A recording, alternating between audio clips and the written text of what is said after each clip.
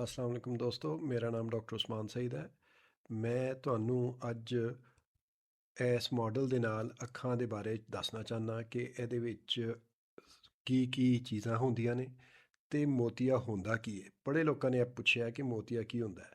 ਤੇ ਇਹ ਮਾਡਲ ਹੈ ਮੇਰੇ ਨਾਲ। ਮੈਂ ਇਹਦੇ ਵਿੱਚ ਤੁਹਾਨੂੰ ਦਿਖਾਉਣਾ ਕਿ ਅੱਖ ਦੇ ਸਾਹਮਣੇ ਵਾਲਾ ਪਾਸਾ ਜਿਹੜਾ ਹੈ ਉਹਨੂੰ ਕਹਿੰਦੇ ਨੇ ਕੋਰਨੀਆ।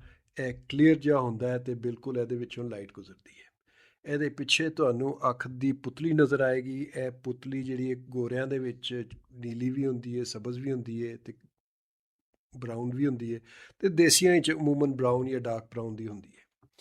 ਇਹਦੇ ਪਿੱਛੇ ਜਿਹੜਾ ਹੈ ਅੱਖ ਦਾ ਲੈਂਜ਼ ਹੁੰਦਾ ਹੈ।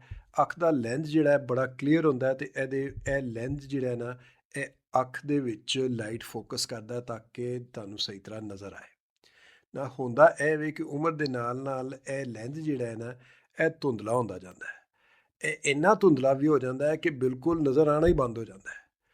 ਤੇ ਵਕਤ ਦੇ ਨਾਲ ਨਾਲ ਬਹੁਤ ਸਾਰੇ ਲੋਕ ਜਿਹੜੇ ਨੇ ਉਹਨਾਂ ਨੂੰ ਇਹ ਮੋਤੀਆ ਹੋ ਜਾਂਦਾ ਹੈ।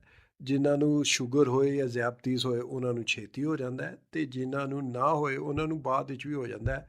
ਅਕਸਰ ਲੋਕਾਂ ਦੇ ਨੂੰ ਪਾਕਿਸਤਾਨ ਦੇ ਇੰਡੀਆ ਦੇ ਵਿੱਚ ਲੋਕਾਂ ਨੂੰ 60 70 80 ਸਾਲ ਦੀ ਉਮਰ ਦੇ ਵਿੱਚ ਮੋਤੀਆ ਹੋ ਜਾਂਦਾ ਹੈ।